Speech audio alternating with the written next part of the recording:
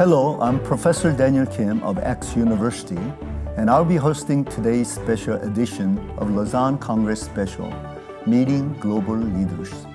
The fourth Lausanne Congress in Seoul, Incheon concluded just recently amidst great anticipation and prayer.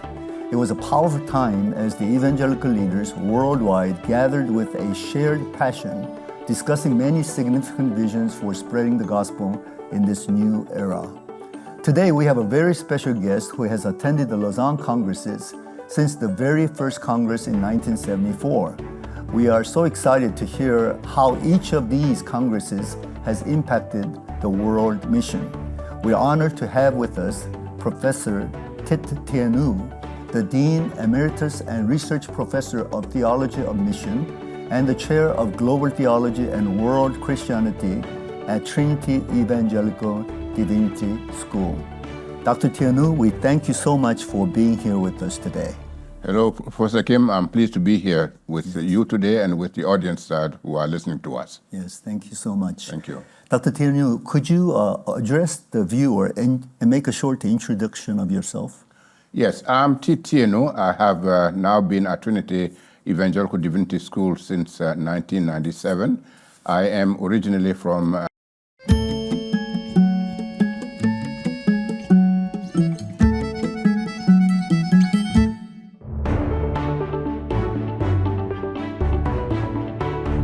Hello, I'm Professor Daniel Kim of X University, and I'll be hosting today's special edition of Lausanne Congress Special, Meeting Global Leaders.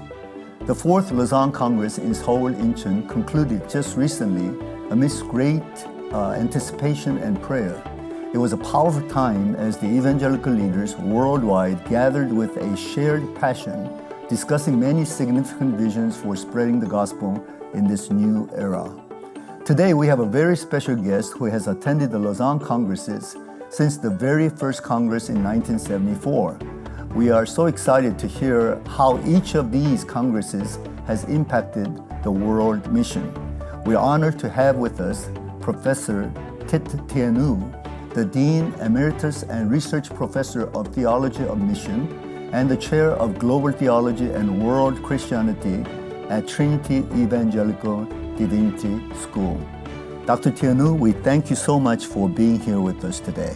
Hello, Professor Kim. I'm pleased to be here with you today and with the audience who are listening to us. Yes, thank you so much. Thank you. Dr. Tiénou, could you address the viewer and make a short introduction of yourself? Yes, I'm Tite Tiénou. I have now been at Trinity Evangelical Divinity School since 1997. I am originally from a country in West Africa called Burkina Faso, and I have been teaching in theology for at least 40 years, most of it in the United States of America.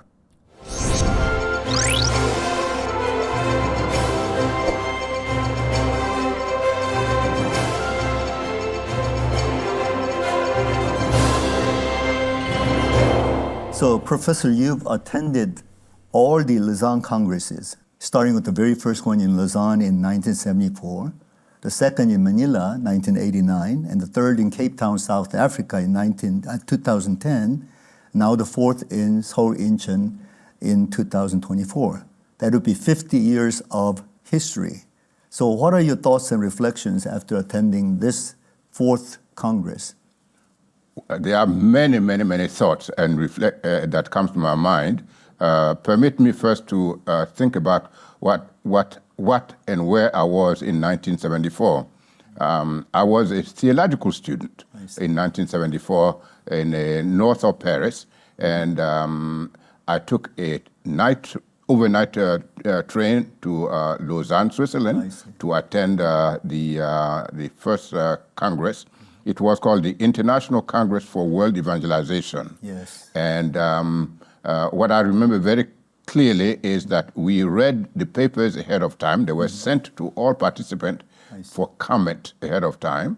And it was a momentous event because it was also one of the first time when there were people from what was called the Third World, and they were not just in the background, there were also plenary presenters. Were you one of the? I was not a plenary. presenters? I was just a student. Oh yes, I at was the just a time, student. sure.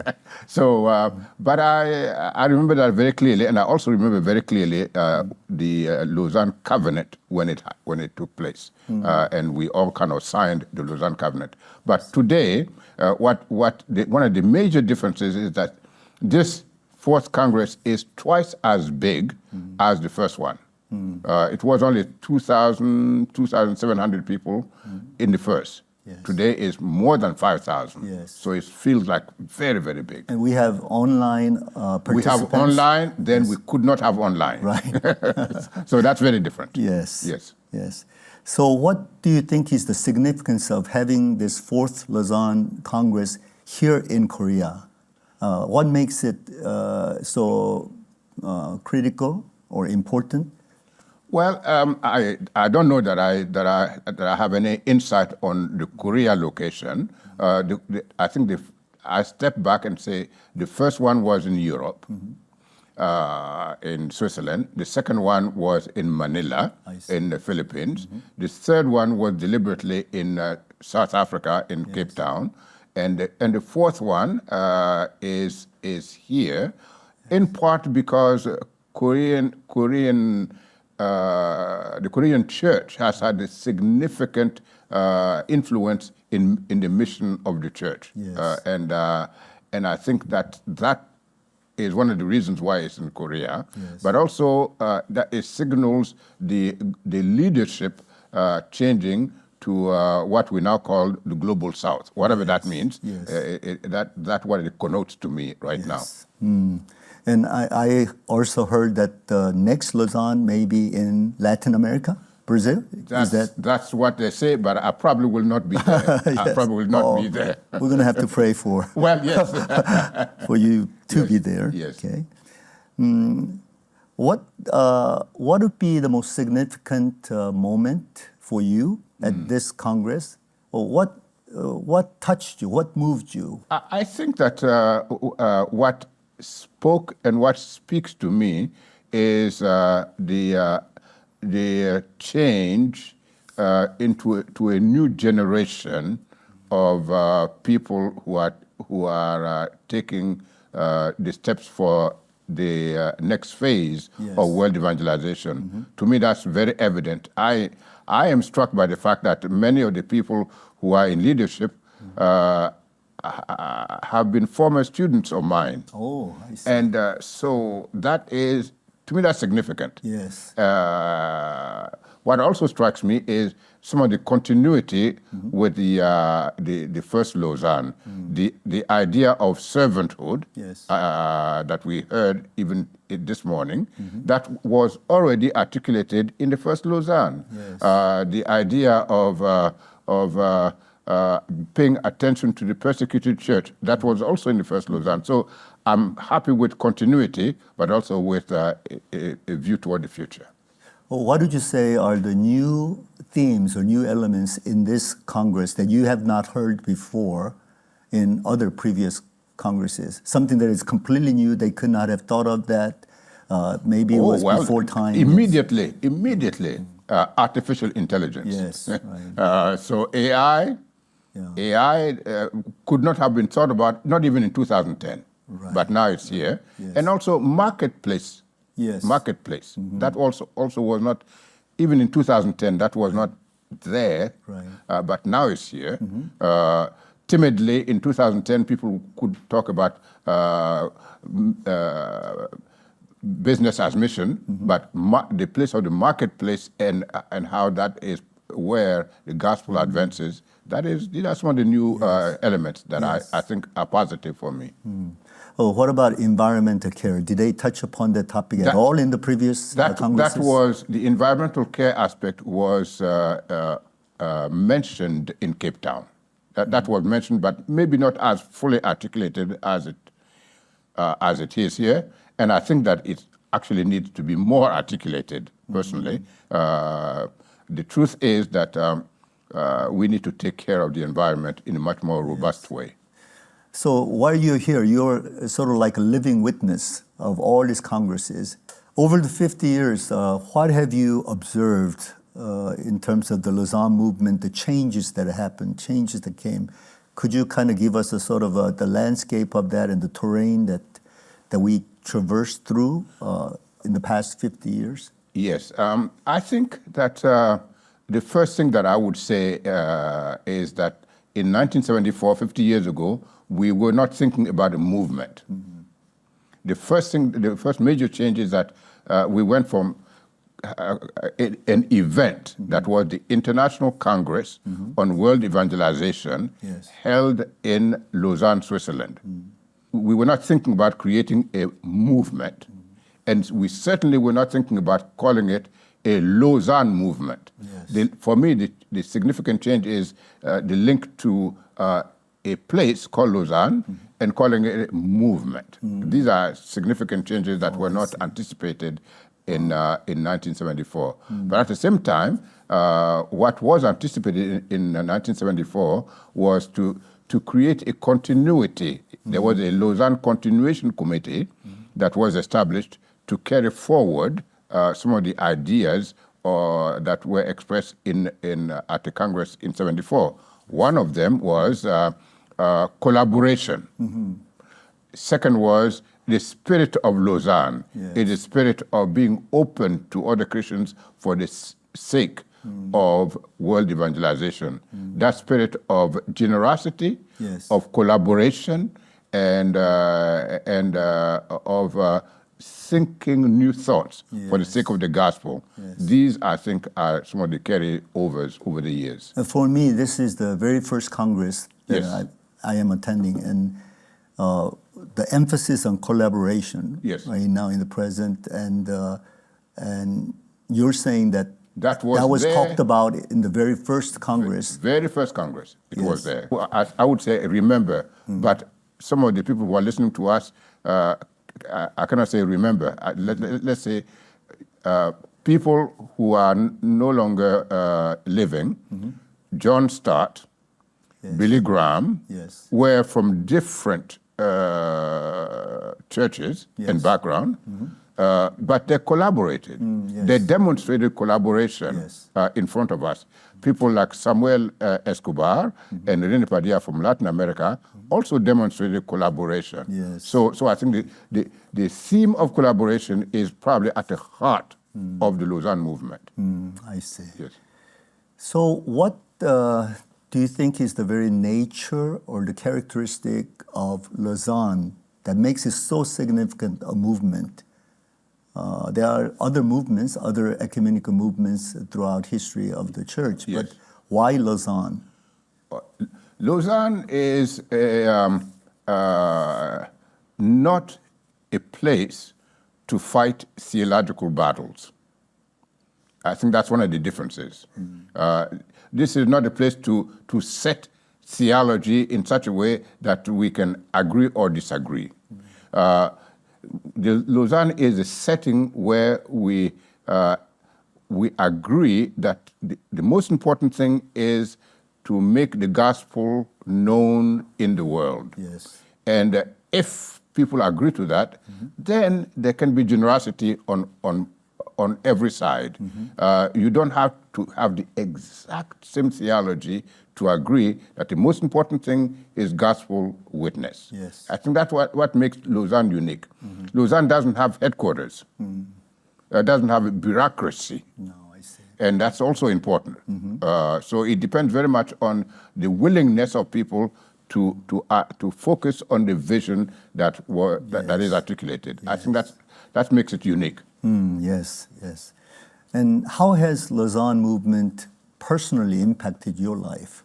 What are your projects or researches? Well, I think that immediate answer is it has impacted my life in the kinds of people I have known over the last 50 years. I see.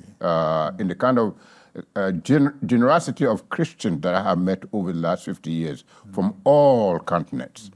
If it were not for Lausanne, I would not have come here to Korea in 1983. Because I encountered people in a Lausanne context that I was invited to come to a conference here in 1983. I've known many of the leaders around the world over the last 50 years because of Lausanne. So personally, my world has expanded because of Lausanne. Yes. Secondly, for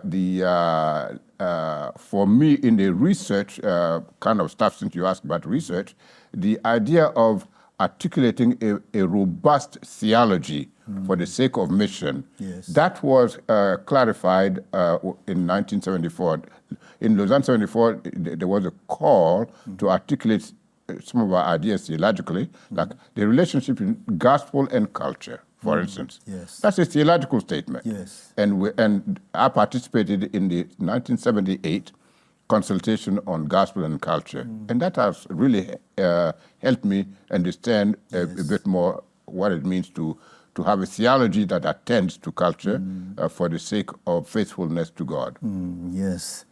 Dr. Tiénou, I want to talk a little more personally, especially the implication of what you're saying, your thoughts, in African theology or theologizing in the context of Africa. Yes. Could you share with us? I'm glad you say theologizing because theology is not a finished product. Right. I say that quite often. It's not a finished product, and therefore it is an ongoing effort by Christians to actually help know God in the situatedness of life. Yes. We talked, before we came here, we talked about ordinary theology or local theology. Yes. And so whether it's in the African continent or Asian continent or anywhere else, theology that is not local does not have value because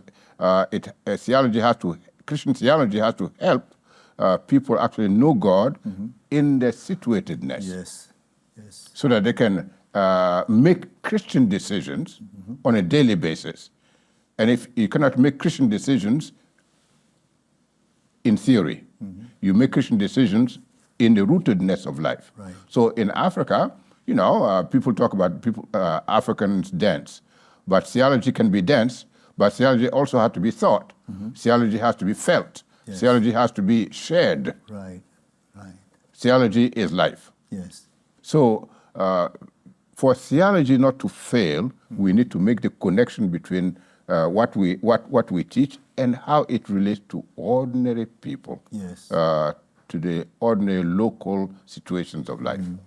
So when you're emphasizing local theology, that has to do with contextualization for sure. Yes. But you're not just talking about particular contextualization just for African nations or certain... I'm talking about local theologies everywhere in the world because all theologies are local. Right. So you're saying that there has to be sort of a universality of local theology that may even apply to American situations. Since I'm in the U.S., that especially applies to the U.S. context. The ordinary Christians that need to live and think differently in light of what the Bible actually teaches. So in that sense, it's at a local congregational level that theology actually should be rooted. So yes, it's everywhere. It has to be rooted. If it is not rooted, it's not worth it. Right, right. What is the state of African theology or African theologians in the present? Do you see a lot of young theologians rising who are adhering to that or emphasizing that? No, that's a very difficult question. Okay. And since we're talking about life, I almost feel like I should be moving and saying something. No, I talk to a lot of younger African theologians, and I make the same plea. But what I see there is that many of them are focused on getting credentials, academic credentials, and they want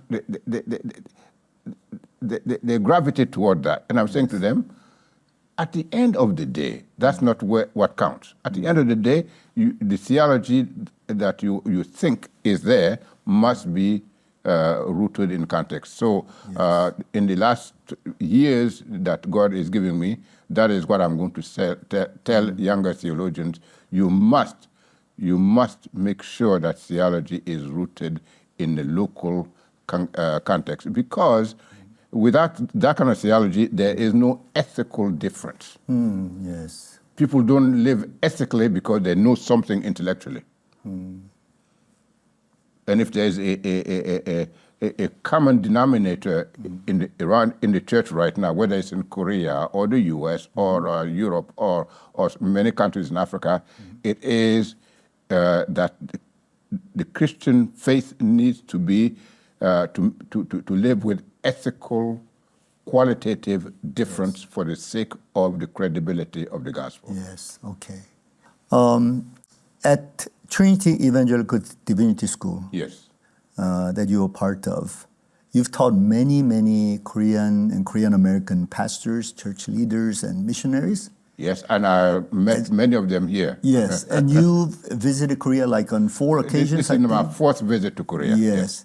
And so you are familiar with Korean church. You are familiar with Korean church leaders' mindset. Yes. What can you say that can be of a challenge to us, but at the same time can be an encouragement to us, the Korean church as a whole, including the mission force? Yes. Yes. So a challenge and an encouragement at the same time. That's really the most difficult question ever. The challenge at this point that I see is, and I have students who have written doctoral dissertations for me. Yes. The challenge for the Korean church, especially Korean Protestant evangelical church, is how to keep the young people in the church. I see. And that is also true for Korean churches in diaspora. At Trinity Evangelical Divinity School, we have an initiative called the Thriving Immigrant Congregation Initiative, Yes. where one of the focus points is on the relationship between first-generation Korean immigrants who express themselves in Korean and whose leadership style is very much authoritative, and then the second-generation Koreans in the U.S. Yes. Who have been brought up in the U.S. with more open-ended, more egalitarian kind of stuff, and sometimes there is clash between the generations. Right. That is happening in the U.S. and Canada, but it's also happening here in Korea. Oh, I see. And therefore, that's one of the challenges. Yes. But it's also one of the encouragement, meaning that if we work on it, it can actually be positive for both. Yes. So I think that's what would be one specific instance that I would say is both a challenge and an encouragement. Yes, thank you. Yeah. And I'm sure that you're aware of the fact that Korea, like the rest of the nations, Yes. Especially because we have inherited so much from the Western, Yes. and especially from the United States, Korean church is very much indebted in terms of the academic Yes. emphasis on theology, doctrines. I'm aware of that, and I'm trying not. I was trying for you not to ask that question, but ask it. But I want you to pierce the heart of the academia with whatever that you feel convicted in your heart regarding what you have just spoken about, how theology has to really flow down into the real life situations. What have you noticed about the Korean church, and what would you like to say to the Korean church if you were a prophet of God? If I were a prophet, and I don't know if I'm a prophet, if I were a prophet, this is what I would say. Theology, we should not engage in theology for the sake of gaining employment. Yes, I agree. And so many of us go through all of this to get high academic credentials because we will be situated professionally, so that ministry becomes profession. That is not going to be. That's not going to help make an ethical imperative difference. Yes. So to me, if there is a prophetic word, it's for Korea, but it's also for the rest of the world, actually. Theology, we must do everything in our mind. We must do the good work academically. But it's not for the sake of just gaining employment. It's not so that our studies as a reverend minister can be higher, or our studies can be higher in the academy. It's actually so that we can be better servants of God, know God better, and flame the passion for God and His Word and His mission. I see. What I'm observing is that when I came here in 1983, the Korean church was on the ascendancy. Yes. The last time I was here, 2008, 2009, the growth of the Korean church had plateaued. Yes. That's not, I mean, you know that. Yes. The Koreans We all know that. Yes. So therefore, we have to ask ourselves, why? And part of it is what I'm trying to say, the ethical imperative. Are people observing us and saying, well, I don't want to be that. If they're only running after this, these positions, I don't want to be part of that. If they're running after numbers only, I don't want to be part of that. Right. And that's true around the world, actually. But since I'm in Korea, I can say that since I've seen it in the 4 times I visited. Yes. And therefore, we just need to help each other. That's what it means. If there's a value to Lausanne, it gives us the context, the global context, to be able to listen to one another and to help each other be better. Yes. So now I can stop here. Yes. As a Korean and as a Korean American, Yes. That night when they presented Korean church history, Yes.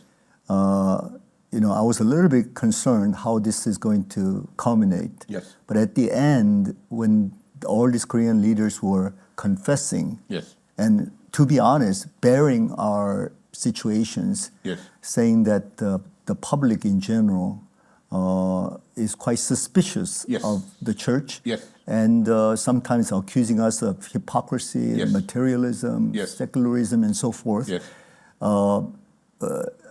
I was so glad that we could be honest about that. Yes. And yet the Lord has not forsaken the Korean No, church. no. As long as there's a genuine repentance and genuine heart to reach out to, particularly the Gen Z. Yes. They are not going to buy it. Nope. If we don't shape up, if we don't correct. become the witness to, in the genuine way like Christ, to the world. And that's what I mean to say by what I call ethical imperative. Yes. We have to be different. Yes.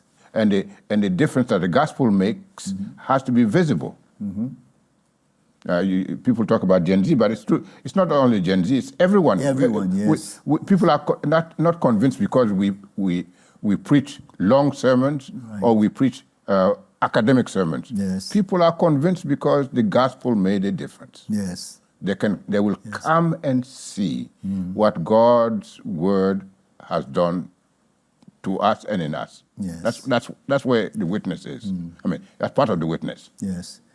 What would you say would be the hope and the future of the global church in light of what has happened here in Seoul Incheon Congress and the impact that perhaps Lausanne movement can have?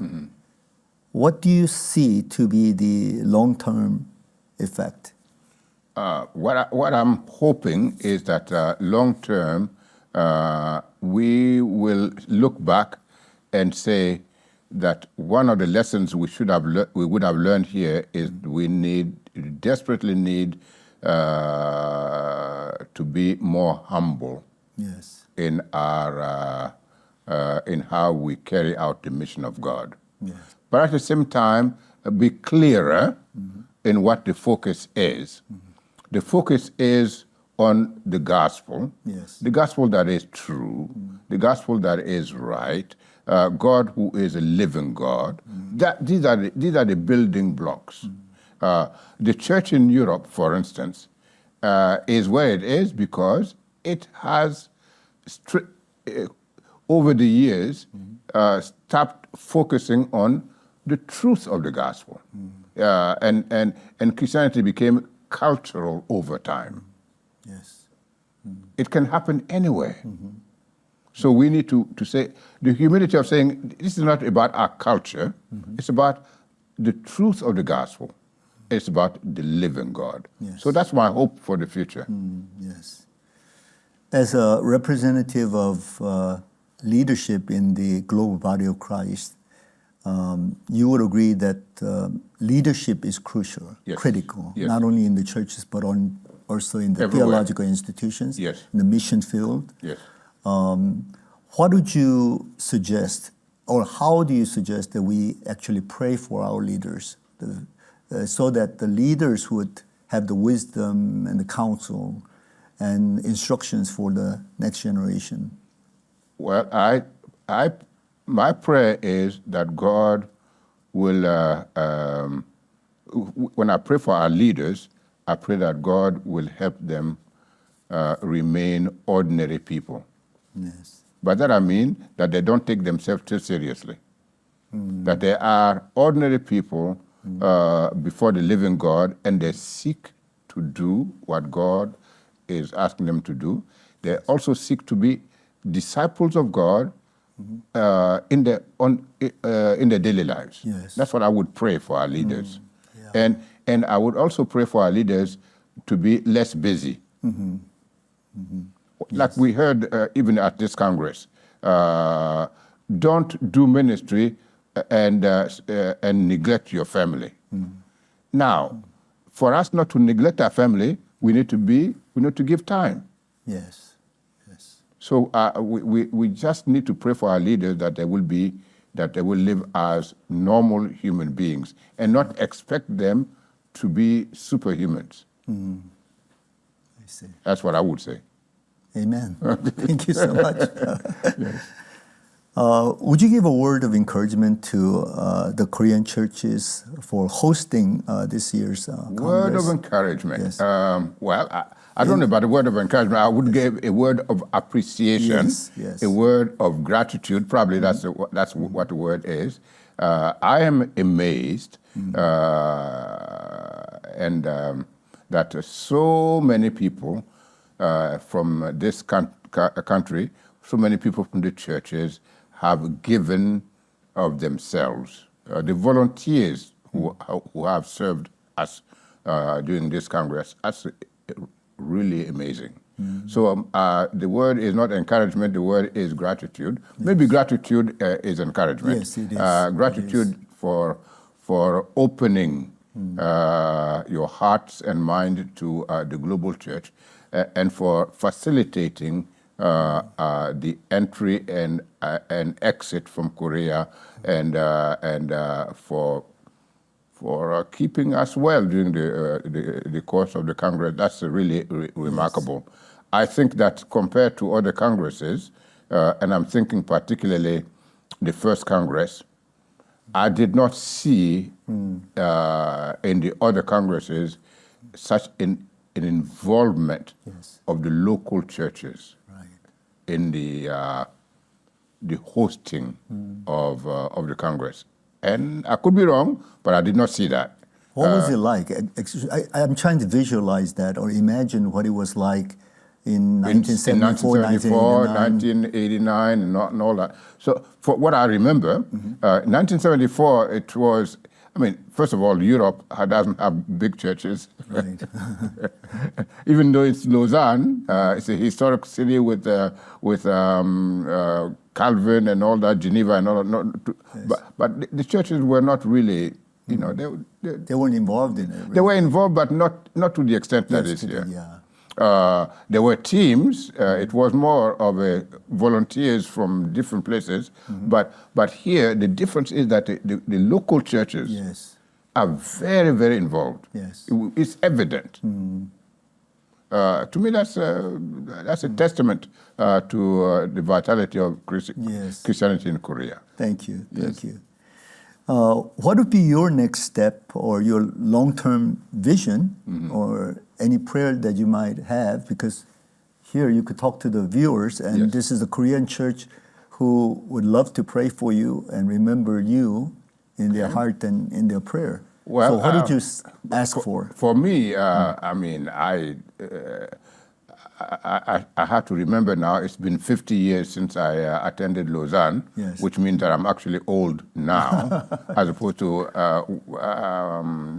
50 years ago. We need to pray for you to attend the next Lausanne. No, don't pray for that. You need to pray that I will finish well. Finish well. I think that's really the most important thing. Pray that I will finish well, and pray that I will also have the joy of helping my next group of students also finish well. So that's really my two requests for people to pray for me. And Dr. Tiénou, as I'm hearing you, I wish that you could come to our school, X University, and speak to both the Korean students and the African students and Asian students, and just impart this kind of knowledge and wisdom. I mean, God willing, if there is a possibility, I'll come. If I'm not too old or too tired, I can come for one more time.